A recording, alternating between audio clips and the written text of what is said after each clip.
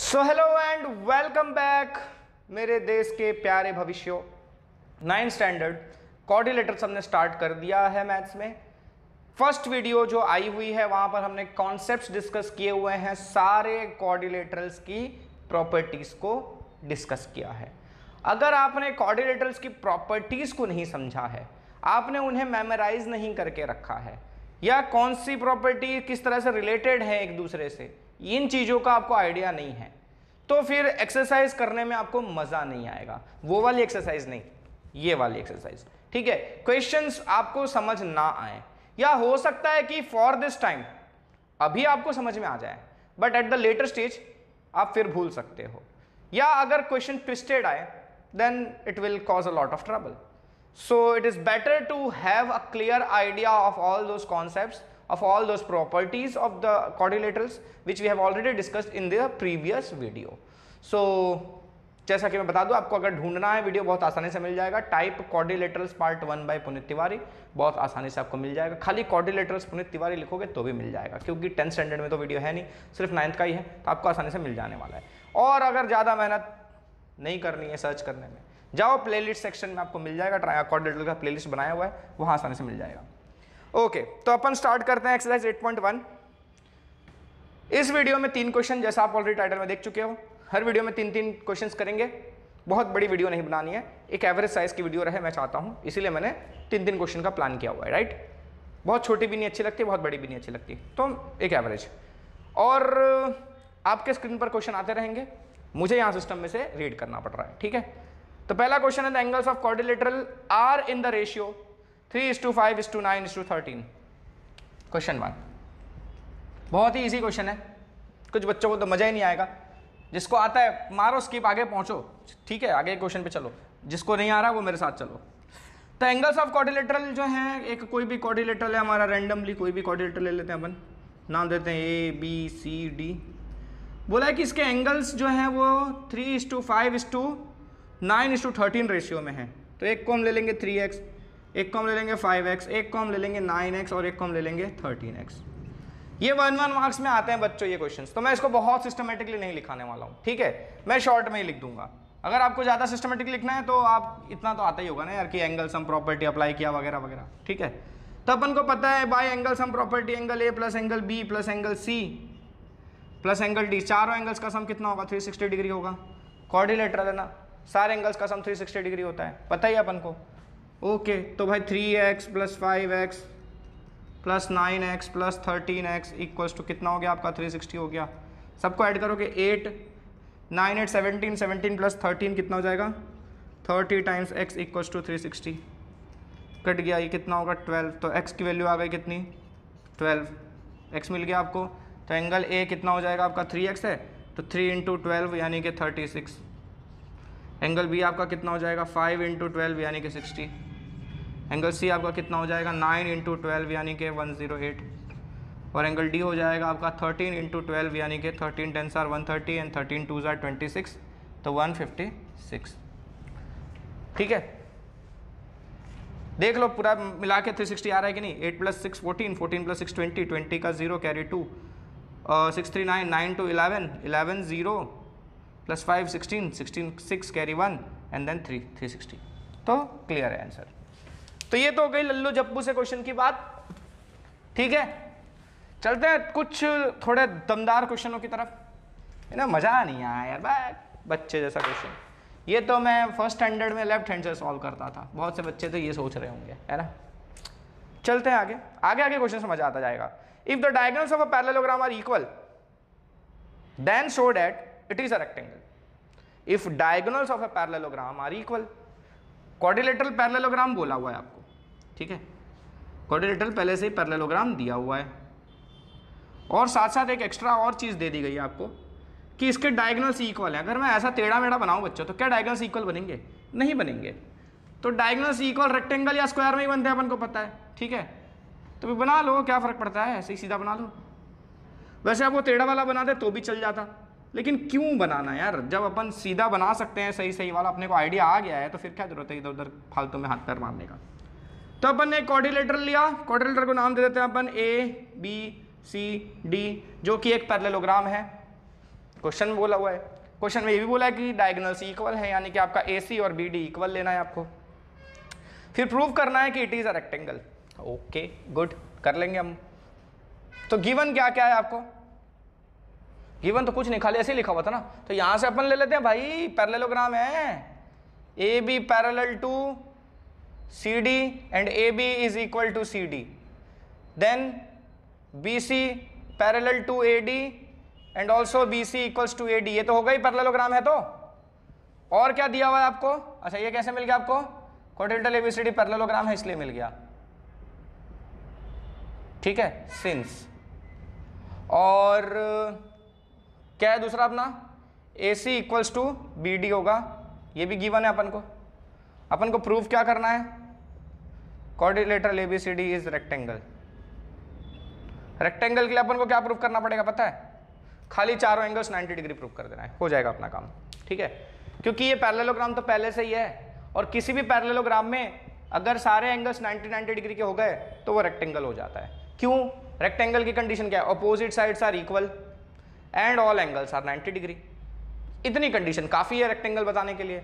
तो opposite sides तो वैसे ही इक्वल है, पैरेललोग्राम बोला इन लोगों ने, बस खाली एक चीज और प्रूफ कर दो कि एंगल 90 डिग्री है, काम बन जाएगा अपना। क्या बोलते हो? सही है ना? तो कैसे करें कैसे करें कैसे करें? अपन देख लो, मेरे हिसाब से मेरे को 2 ट्राइंगल चुन लेना चाहिए। लाओ भाई कलर आ जा, किधर है भाई लाल वाले, इधर आ जाओ। चलो तो देखो बच्चों, कोई भी 2 उठा लो। अरे ये 2 उठा लो, एक ये वाला और दूजा ये वाला। क्या बोलते हो? सही है। आप कोई भी 2 अगल बगल वाले उठा सकते थे। अब इसके साथ ये वाला भी उठा सकते थे, कौन सा? ADC वाला भी, लेकिन मैंने लिया है ADB और ACB वाला, ठीक है। कोई गल नहीं जी, कोई गल नहीं, आप कोई भी चुन सकते हो। अब अपन प्रूफ की तरफ चल रहे हैं। लिखेंगे इन ट्राइंगल ABD या ADB एंड ट्राइंगल ACB। क्या है दोनों में? दोनों में ये है कि भैया AB जो है, ADB का AD जो है वो ACB के BC के बराबर है कि नहीं है? आपका AD और BC इक्वल है ना, अपोजिट साइड्स ऑफ पैरेललोग्राम है। क्या बोलती पब्लिक? बराबर क्या? AD इज BC यहाँ पे है ना, अपन लिख सकते हैं कहाँ से भाई? गिवन में है ऐसा। अगर ये सब नहीं लिखते ना, खाली यहाँ से चालू करते तो भी चलता, तो यहाँ पर अपन लिख देते कि अपोजिट साइड्स ऑफ पैरेललोग्राम, चलता, ठीक है, ओके। फिर बात आ जाती है किसकी? दोनों में AB आता है क्या? देखो ADB में भी AB आता है और ACB में भी AB आता है, तो दोनों में AB आ रहा है भैया। AB equals to AB common है, ओके। और देखो ये DB और AC इक्वल हैं। क्या बोलते हो? इसका DB और इसका AC इक्वल है, क्योंकि गिवन ही था कि डायगोनल्स इक्वल हैं। AC और BD इक्वल थे, AC बोलो BD बोलो, BD को DB बोलो, एक ही बात है। तो देखो तीनों साइड्स दोनों ट्राइंगल्स के इक्वल हो गए, दोनों ट्राइंगल के तीनों साइड इक्वल हो गए। तो कौन सा क्राइटेरिया लगा?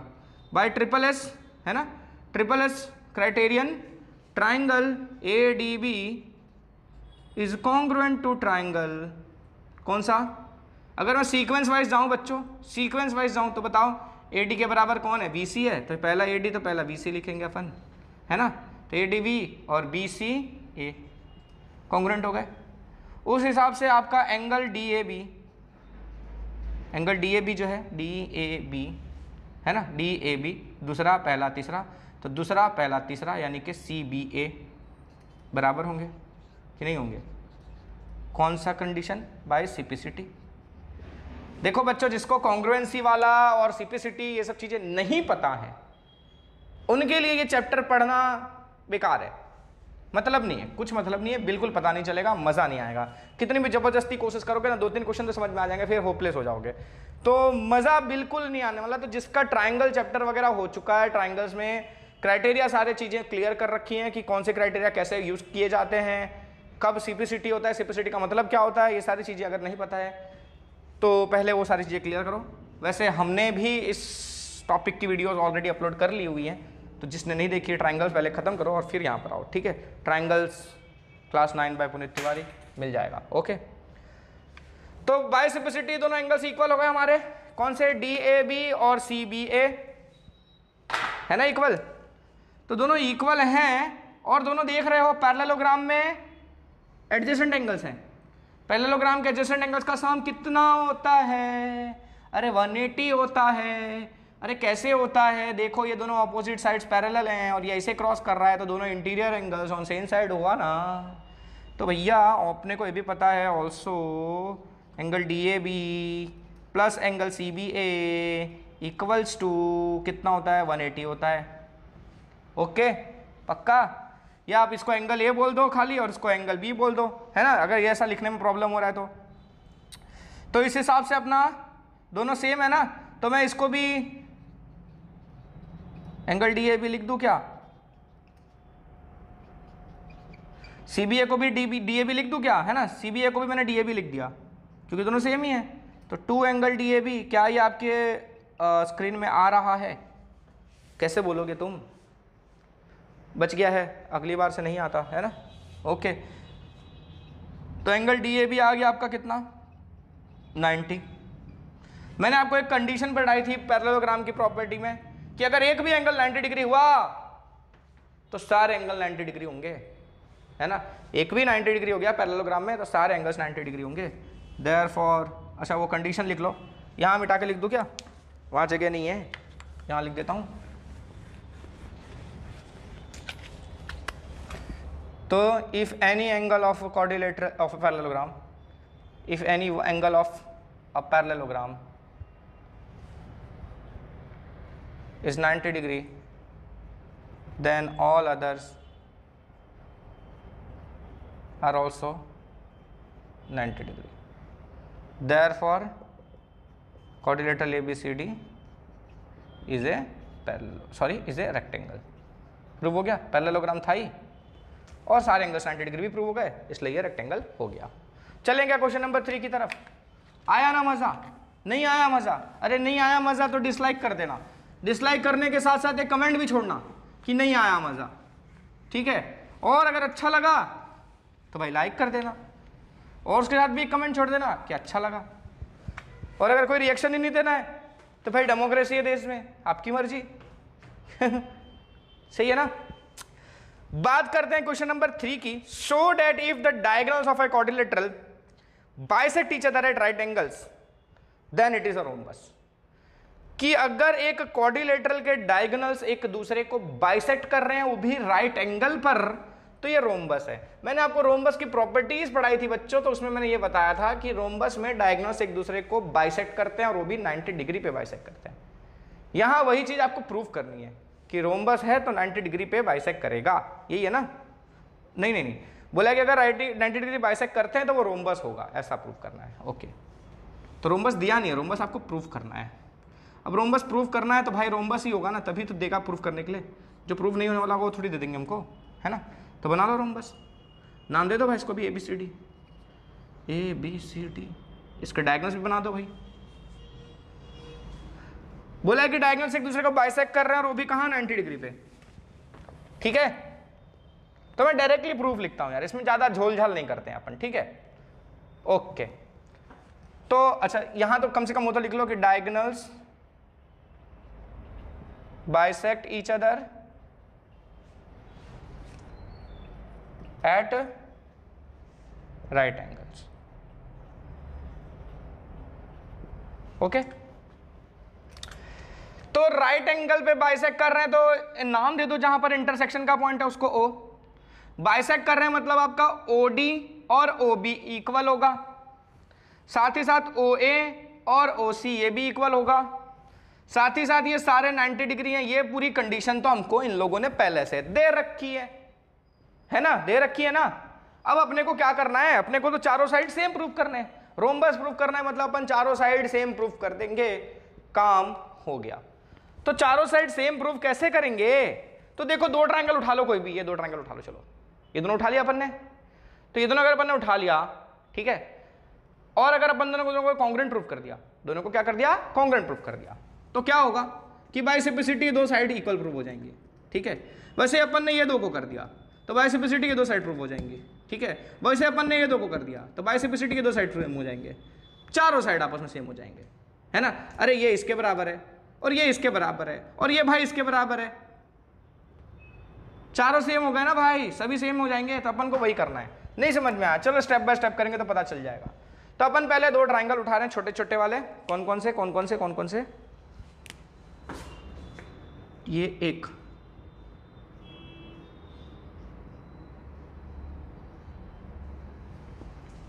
दूसरा नहीं, ये मजा नहीं है, साफ नहीं होता है जल्दी। दूसरा अपन ये वाला ले ले रहे हैं, ठीक है। आप पहले ये दो भी ले सकते थे, उसमें कोई प्रॉब्लम नहीं है बच्चों, टेंशन लेने का नहीं। तो अपन ने लिया है कौन कौन सा triangle, in triangle ODC and triangle OBC, दो ट्राइंगल्स अपन ने उठाए। तो इसमें से OD इक्वल्स टू OB होएगा, क्यों, डायगोनल्स बाइसेक्ट कर रहे हैं, अपन को बताया गया है, ठीक है। साथ ही साथ OC इक्वल्स टू OC हो जाएगा, दोनों का कॉमन साइड है OC, कॉमन साइड, ठीक है। मैंने आपको दोनों तरीके से बता दिया। इसके पहला वाला क्वेश्चन था तो ये सारा डेटा मैंने पहले ऊपर गिवन में लिखा था और फिर यहां सॉल्व करते टाइम मैं यहां गिवन लिख दे रहा था। इस बार मैंने आपको अलग तरीके से करवाया, तो दोनों तरीके से समझ में आना चाहिए, ठीक है। टेंशन नहीं लेने का, सब तरीके से बताऊंगा, चिंता नहीं करो, एकदम मैथ्स का एक्सपर्ट हो जाओगे। तो OC इक्वल्स टू OC, और क्या बचा भैया, और ये दोनों एंगल्स 90 डिग्री दिख रहे हैं, प्रूफ कर दो ना कॉन्ग्रुएंट। कौन सा एंगल DOC दिख रहा है कि नहीं दिख रहा है तुमको, अरे देखो एंगल DOC 90 डिग्री है और एंगल BOC भी 90 डिग्री है ना। बोथ आर 90 डिग्री या बोथ आर राइट एंगल्स, जो भी लिखना है लिखो। तो दोनों ट्राइंगल्स कॉन्ग्रुएंट हुए क्या, कौन सा क्राइटेरियन यूज किया है आपने, साइड एंगल साइड, है ना। तो by side angle side triangle ODC is congruent to triangle OBC, लेकिन कौन सी सीक्वेंस में, इसके एंगल O के बराबर इसका एंगल O है तो इसका पहला O है तो इसका भी पहला O रहेगा। इसके एंगल D के बराबर इसका कौन सा एंगल है, B वाला है C वाला है, कैसे पता चलेगा, अरे नहीं पता चल रहा है तो साइड देख लेते हैं भाई। इसके OD के बराबर कौन है, OB है, तो इसका पहला दूसरा OB है, तो इसका OD है तो इसका भी पहला दूसरा OB बना दो भाई। तो बचा क्या, OBC, वही तो सीक्वेंस में आया, है ना। तो ODC और OBC आपके कॉन्ग्रुएंट प्रूव हो गए हैं। अब कॉन्ग्रुएंट प्रूव हो गए हैं तो बाय CPCT जानी क्या होगा कि देखो DC और BC इक्वल हो जाएगा, DC दूसरा तीसरा और BC भी यहाँ पर दूसरा तीसरा, तो DC बराबर BC होगा कि नहीं होगा, पक्का होगा, राइट। तो DC is equals to BC आ गया, ये है हमारा इक्वेशन 1। मैं इसको इक्वेशन 1 क्यों बोल रहा हूँ बच्चों, क्योंकि देखो मैं फिर इन दोनों को भी करूंगा, फिर इन दोनों को भी करूंगा, ठीक है, तो उनके लिए भी लिखेंगे। तो अपन उनके सबके लिए ना पूरा वापस से लिखने की जरूरत नहीं है अपन को, अपन लिख सकते हैं यहाँ पर सिमिलरली फॉर ट्राइंगल, ऐसे लिख दो, इन ट्राइंगल, कौन सा ट्राइंगल, ये दो उठा लो, कौन सा, ये दोनों, कौन सा, DOC एंड ट्राइंगल DOA, ठीक है। क्या लिख सकते हो, DC equals to AD, directly लिख दो, कोई प्रॉब्लम नहीं है, इसको बोल दो इक्वेशन 2, ओके, पक्का। फिर ये दोनों को देख लो, सिमिलरली इन ट्राइंगल, कौन सा, DOA एंड ट्राइंगल BOA, क्या होगा आपका, DA या AD बोलो, जो भी बोलो, इक्वल्स टू AB होगा। This is equation 3। अच्छा, अब यहाँ पे आपने AD लिखा था तो यहाँ पे DA मत लिखो, AD ही लिख दो, कोई प्रॉब्लम। अच्छा, वैसे मतलब तो सेम होता है, लिखोगे तो गलत नहीं है तो भी चलेगा, लेकिन आपको कई बार समझने में हो सकता है कंफ्यूजन हो जाए कि यार इधर DA इधर AD है, क्या होता है, फ्लो में होता है ना, ज़्यादा क्वेश्चन जब आते हैं ना एग्जाम में तो उस टाइम हमारे दिमाग से चीज़ें निकलती हैं, छोटी छोटी चीज़ों, मतलब हम ना इसमें भी गलतियां कर देते हैं कि DA AD का मतलब सेम है, तो ऐसा ना हो, इसलिए भाई ठीक है सेम ही लिखो, वैसे कोई मतलब नहीं है, सेम अलग अलग लिख सकते हो, कोई प्रॉब्लम नहीं है। तो मैं अभी 3 ही इक्वेशन लिख रहा हूँ, चौथे अगर मैं चाहूँ तो फिर मेरे को ये भी लिखना चाहिए। सोच रहे होंगे ना बच्चे, अरे ये दोनों को किया, फिर ये दोनों को किया, फिर ये दोनों को किया, तब ये दोनों को भी करो। जरूरत नहीं है बच्चों। क्यों जरूरत नहीं है? देखो आपने यहाँ क्या प्रूव किया, ये दोनों इक्वल है। नाम दे दो इसको रमेश, महेश, सुरेश, जिग्नेश। ठीक है, रमेश, महेश, सुरेश, जिग्नेश। ठीक है, वैसे मेरे को रमेश, सुरेश, महेश, जिग्नेश समझ में आता है, ज़्यादा सीक्वेंस मेरे को ये वाला मजा आता है। तो देखो रमेश सुरेश को आपने यहाँ भाई प्रूव किया, डीसी बीसी को भाई प्रूव किया ना, यहाँ पे रमेश और सुरेश भाई प्रूव हुए 1 में, है ना। अच्छा, फिर यहाँ पे आपने क्या किया, सुरेश और महेश को भाई प्रूव किया, है ना। फिर यहाँ पर आपने क्या किया, महेश और जिग्नेश को भाई प्रूव किया, है ना, किया ना, समझ में आ रहा है ना। तो ये दोनों भाई हैं, ये दोनों आपस में भाई हैं, और ये दोनों भाई हैं। तो क्या ये चारों आपस में भाई हो गए? हो तो गए ना। बहुत लोगों को पता चल गया होगा। अरे कुछ लोगों को हो सकता है कंफ्यूजन भी हो, अरे भाई जब ये इसका भाई है, ठीक है, और ये दोनों भाई हैं, तो ये इसका भी तो भाई होगा, होगा कि नहीं होगा, है ना। इन दोनों का कॉमन भाई है, तो ये दोनों आपस में भाई हो गए। अच्छा, और भाई ये दोनों भी तो भाई हैं, तो जब इसका ये भाई है और इसका ये भाई है, तो ये इसका भी तो भाई होगा। तो 3 ही इक्वेशन से अपन को चारों इक्वल मिल जाते हैं। क्लियर है? तो अपन लिख सकते हैं from 1, 2 and 3, from 1, 2 and 3, AB equals to BC equals to CD equals to AD। ठीक है, दिस इंप्लाइज, या लिख दो देयरफॉर क्वाड्रिलेटरल ABCD। ये शायद ना भी दिख रहा हो आपके स्क्रीन में, देख लो, बहुत बारीक दिख रहा है। Therefore quadrilateral ABCD is a rhombus. ठीक है, हो गया काम हमारा। तो ये तीसरा क्वेश्चन अपना निपट गया। बाकी 3 क्वेश्चन न्यू वीडियो में। तब तक के लिए थोड़ा सा वेट क्या, जस्ट आ ही रही है इसके पीछे। तो मिलते हैं न्यू वीडियो में, तब तक के लिए tata bye bye, see you and जय हिंद।